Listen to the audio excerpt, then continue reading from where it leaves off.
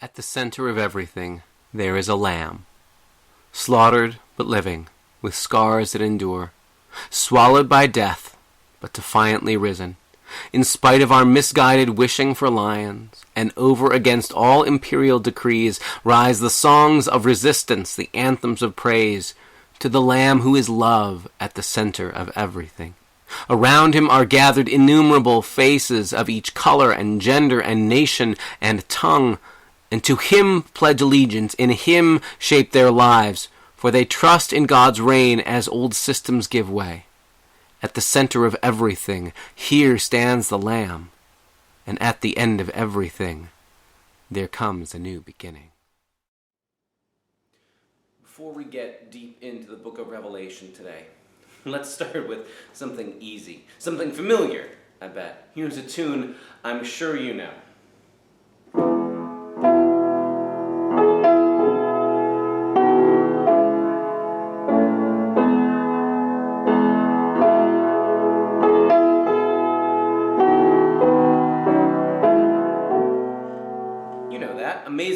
Amazing grace, how sweet the sound that saved a wretch like me. I once was lost, but now I'm found, was blind, but now I see. It's this beloved staple hymn of the Christian faith for the last 200-odd years.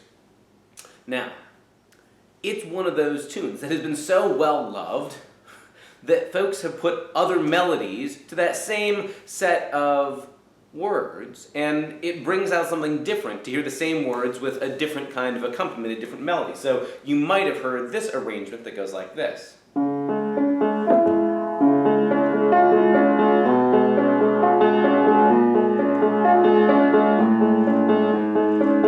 Amazing grace, how sweet the sound that saved a wretch like me. I once was lost, but now I'm found.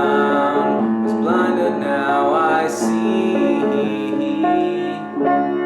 Different setting, right? Has a different feel to it, but same words. A different way of getting the same message across, the same well-loved words, with that same sort of reversal at the end of blind, but now I see, lost, but now found, but different tune.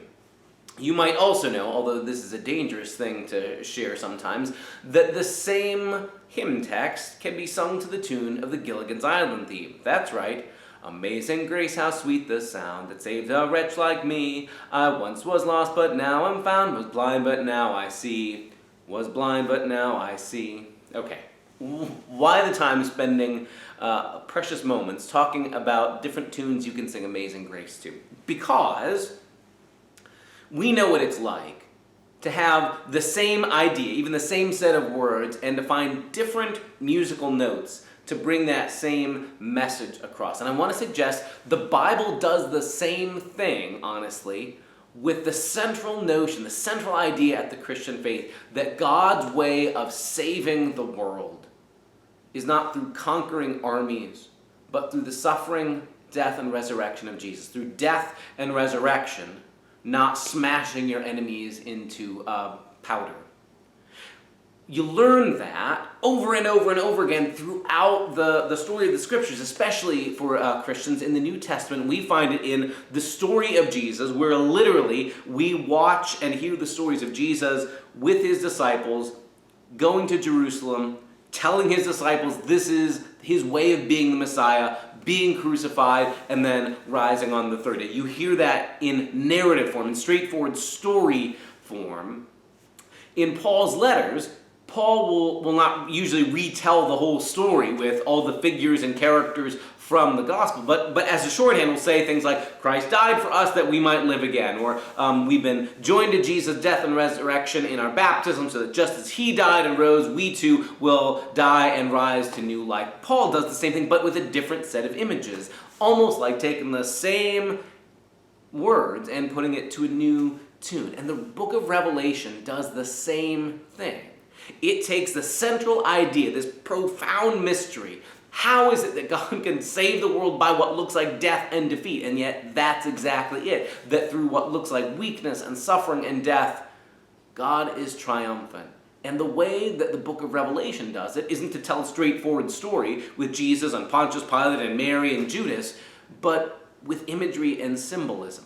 So as much as it might seem weird to discover you can sing Amazing Grace to the tune of Gilligan's Island, it works. And maybe it even brings something up to your mind that you didn't realize when you sing it to the other tunes. That's part of the beauty, of course, of singing a hymn to different melodies, is that each different melody brings something with it and maybe brings something out of the words that maybe you hadn't noticed or appreciated before.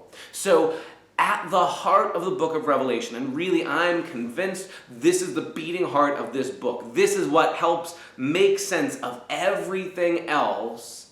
It's really the same central Christian message we get throughout the New Testament, that God's victory has already been accomplished in the death and resurrection of Jesus. No matter what anybody else says about how victory is won, it has everything to do with the cross and the resurrection. Already accomplished fact, and that God's way of doing it isn't in marching in an army or destroying somebody, but in the death and resurrection of Jesus. That's the key to everything. And that's really the scene we're going to need to remember as we get into this next section of the book of Revelation. We're going to be covering in our most recent session, chapters 4 through the very, very beginning of chapter 8, where there's sort of convenient break point. And in visual imagery, we get the same idea as what Mark or Luke will tell in story form when they talk about Jesus dying and rising, or what other New Testament writers will sort of use in letter form when they're writing and talking about the death and resurrection of Jesus. We get it in images. So we saw last week letters that were written like open letters to actual congregations, and we talked last week about how they had the feel almost of, say, Dr. King's letter from Birmingham jail. Somebody who is already suffering for the faith, for the cause, who is writing to other people, both to encourage the people who are part of the movement, keep on keeping on, and also to offer correction to folks who should be on track but aren't quite. So just like Dr. King was writing to challenge the clergy who said that his movement was being too confrontative, too hostile, whatever, and that he should just take his time and hope racism goes away by itself, John's letters are meant not only to encourage the congregations where they're doing well, but to light a fire under their feet where they've gotten too complacent. And in a similar way, the 7 letters we looked at last time were very much down to earth. Hey, in real time, here in this congregation, here's what I want you to do. There was a lot of imagery in those letters, and you'll remember that after that central introductory image of Jesus as this figure standing amidst the congregations like the stars or lambs, now holding the 7 stars and being surrounded by angels, that those images of Jesus keep coming back in all those letters. But it was very clear we were talking about real, actual, historical congregations that were there in the time of John of Patmos. Now we sort of flip perspectives. And when you get to the beginning of chapter 4, we get sort of a view of what it's like from God's perspective. We talked before about how sometimes we're tempted in the book of Revelation to think that it's a book about the distant future. And we said that more honestly, it's more like seeing things from the God's vantage point versus the human vantage point. And I don't want to suggest that God is up and we're down, except that that's often our way of thinking about it. Or think about it like that old standard image of what it's like to look at from the front side or the back side of a cross-stitch or embroidery project. Right? From the bottom side, from the back side, all you can see is a tangle of messes and a bunch of knots. But when you flip it over, you see, oh, this is what was going on there. It is a design. There's a pattern to all that, what seemed like chaos. Something like that's what's going on. That while John and his readers are living through what feels like chaos and terror as the Roman Empire threatens them, as their neighbors threaten to turn them in or round them up or throw them in jail or persecute them, John's saying from God's vantage point, God's still in charge, and God knows what God is doing. So we sort of flip to the heavenly throne room, and that's the way it's sort of depicted. This scene of God reigning, and it's a reminder, too,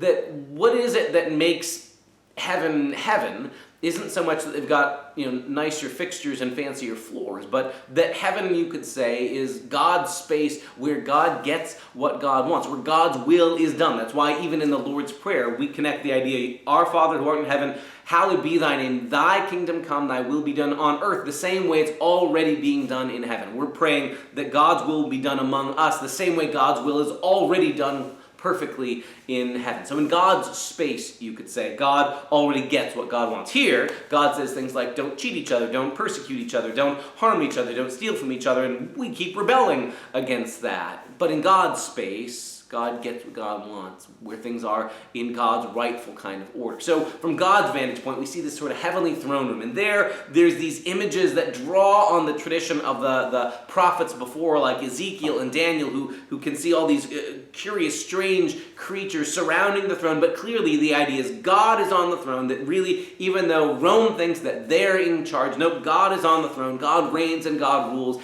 and is surrounded by all sorts of surprising beings that are unlike us. Then, after we see this sort of stage setting of here's the heavenly throne room, a scroll appears. And again, this is almost like dream logic, the way that when you're dreaming, you don't ask, why did this strange thing happen all of a sudden? You just go, this is how the story goes. So in a similar way, there's a scroll, okay, and the question is asked, who is worthy to open this scroll? A scroll, is a document that's rolled up, and then in ancient times you'd use wax and you'd press it down to hold it in place. And when you break the seal, then you can unroll it. In fact, if you wanted something that could be sealed up in several sections, you could write some of your document, seal it, and then write more, and then seal that next section. If you wanted to have something that could only be opened in sort of successive segments in time. So here's this scroll, and the question is asked, who's worthy to open this, right?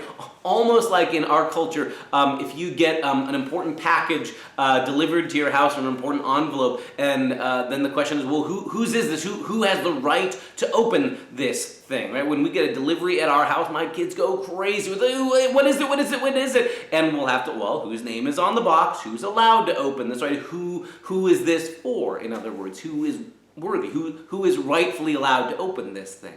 Well, the question is asked in John's story, and nobody is found who's worthy to open up this scroll, right? To reveal what's written inside. We've said all along, the book of Revelation, the idea is an unveiling, an uncovering. So what's hidden or sealed up will be shown. So who's worthy to show us this next thing? And everybody looks, no one is found who's worthy. And then a voice comes out and says, the Lion of the tribe of Judah. This is like this symbolic image. It's a way of talking about Israel's ancient hopes for the Messiah, a conquering king, like good old King David. He came from the right tribe. He came from the tribe of Judah. He's remembered as this sort of lion kind of figure, this bold and powerful conquering king. The lion is who we're waiting for, the Lion of the tribe of Judah. That's who we need. We need to get this lion to show up. And the next thing you know, John says he looks and there's not a lion. There's instead a lamb. In fact, the Greek makes it even cuter and fluffier. It's instead of arne, the general word for lamb, it's arneon, which is like a diminutive, like lammy or fluffy or lambikins. It's not even a very respectful, powerful, dignified kind of lamb, but we're talking a little lammy. And instead of like a ram with powerful horns, it's more like a little lamb, right? So there's this little lamb, and everybody goes, yeah, this is what we were waiting for. Here's the grand surprise.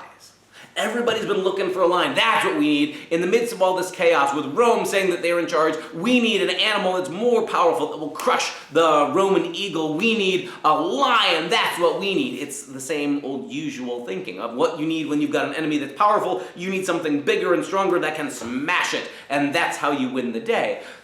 The book of Revelation has set us up for that expectation, and then when we're announced, okay, we're waiting for the lion, no lion appears. Instead, we get this lamb figure, and everybody in heaven seems to go, yeah, this is what we meant after all. This is the one we were waiting for.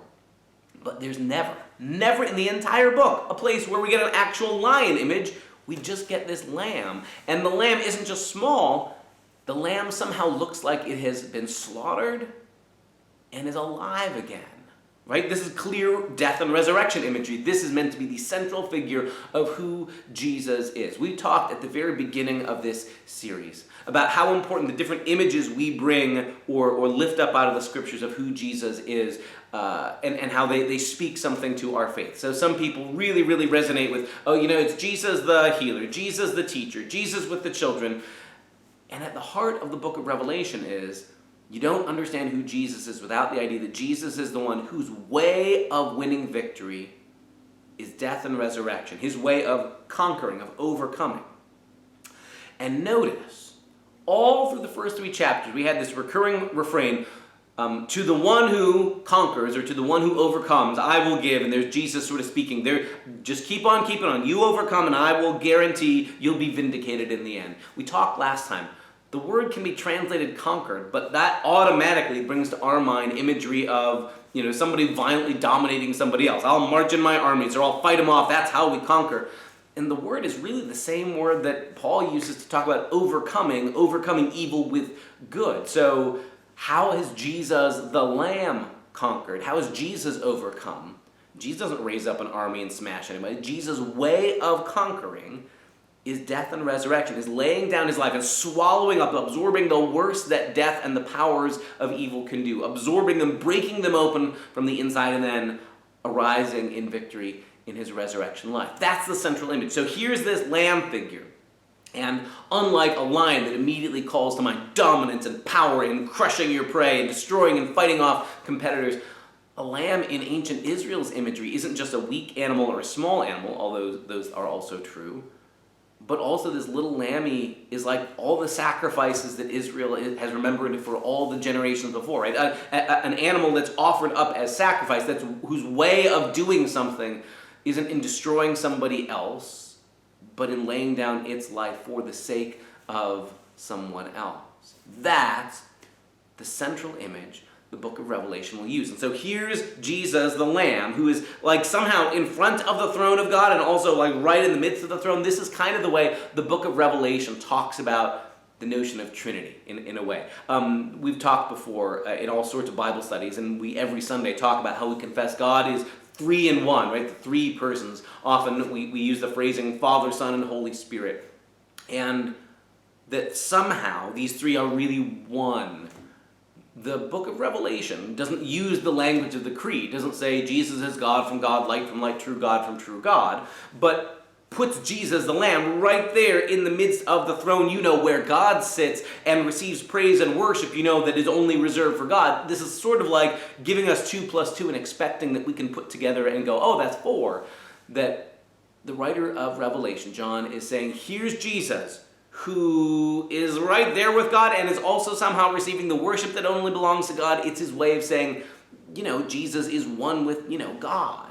He's not there using the formulas of Trinity yet, but it's sort of like giving us the raw materials. That the early church, even from a very early time, was convinced what made Jesus different wasn't just that he had interesting observations about life or fun stories to tell, but that in Jesus you got the very presence of God, and that means God's way of achieving victory, God's way of overcoming, isn't smashing and destroying, but in a death and resurrection mode, in giving God's self away and breaking open the power of death from the inside and rising triumphantly that way.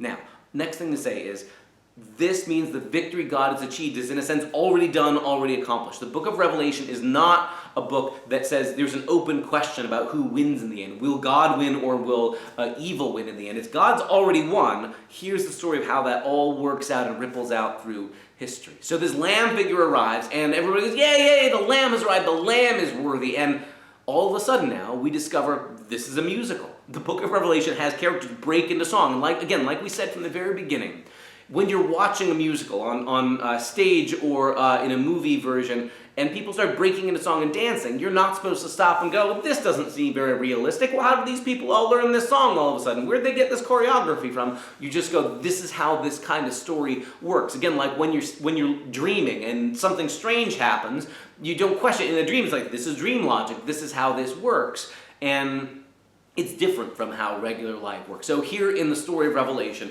after the Lamb arrives and we all go, yeah, this is the one we've been waiting for, the people around the throne break out into song. Worthy are you. You are the one who's worthy. Why? Because you've conquered. You've overcome. How?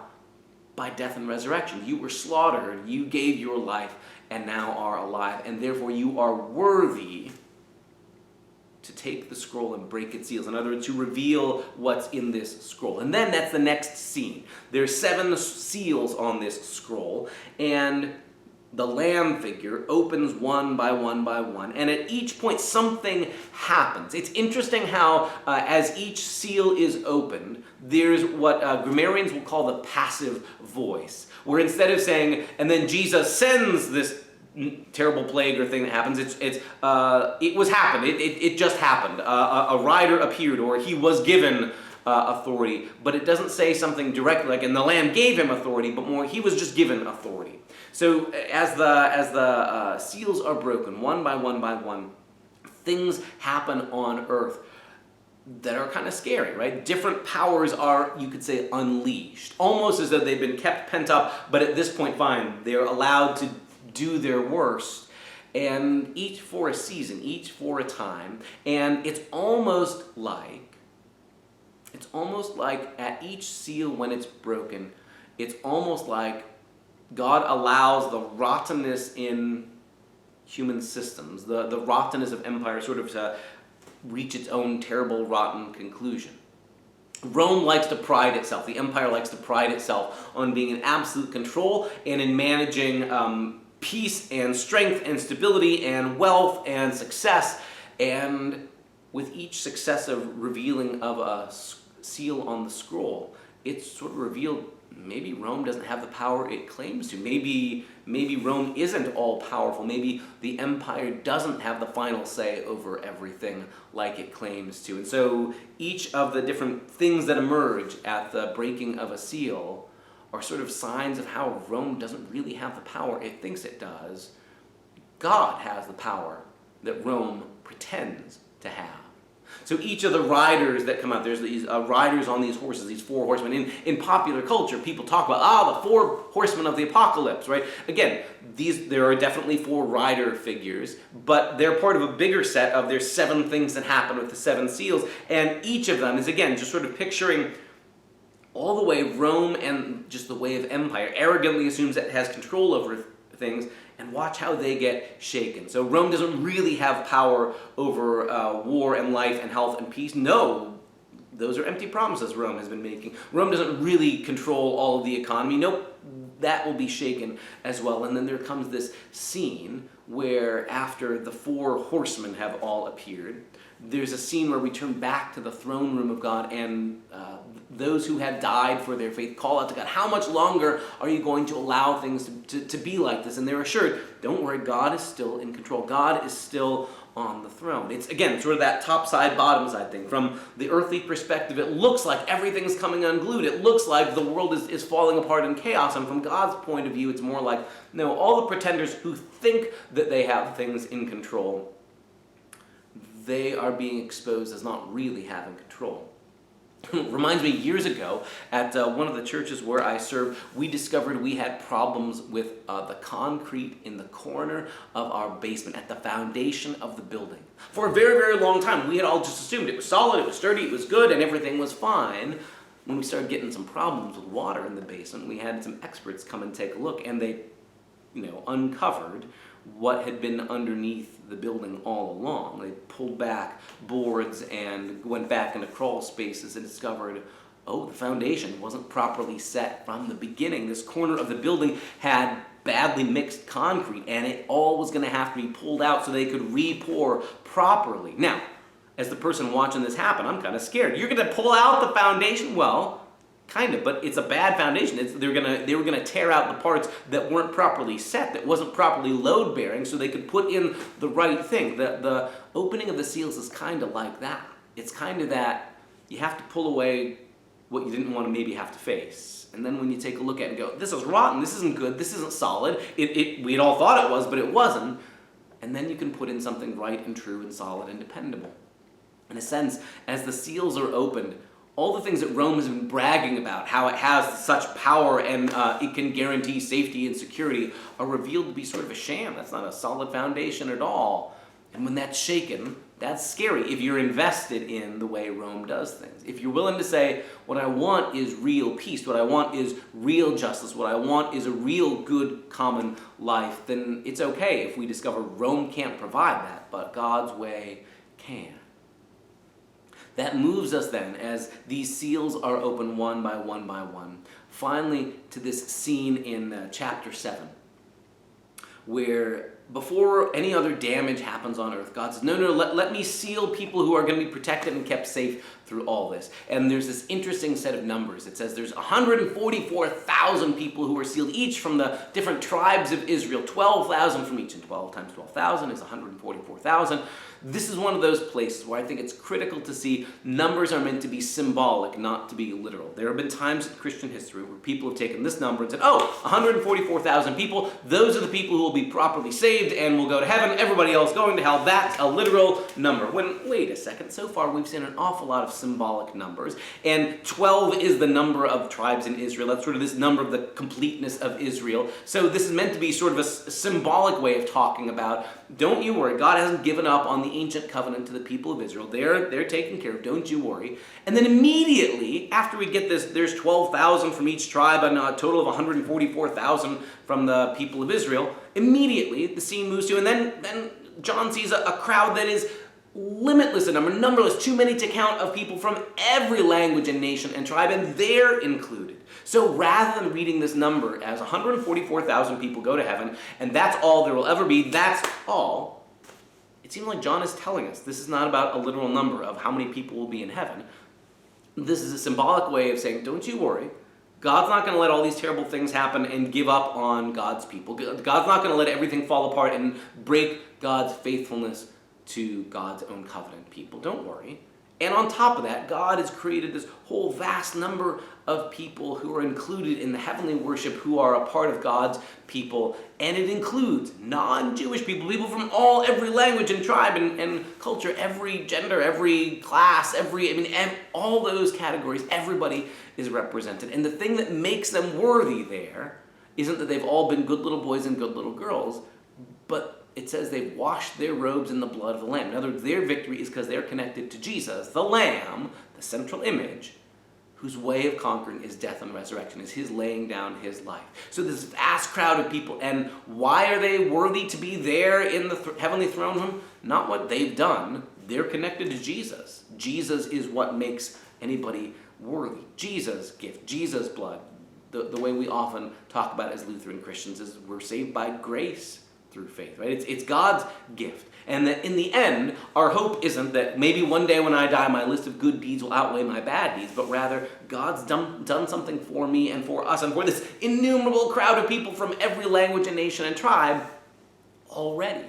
And then, what do these people do? But they sing. They sing about how God has done this. Salvation belongs to our God and to the Lamb. Interesting how, again, God and the Lamb are sort of conflated, overlapped. Somehow they're separate and yet the same. This is, again, kind of getting us to the Trinity, the idea that God is God and somehow Jesus is one with God and yet is distinct. That's the raw materials of how we get to the idea of God as Trinity.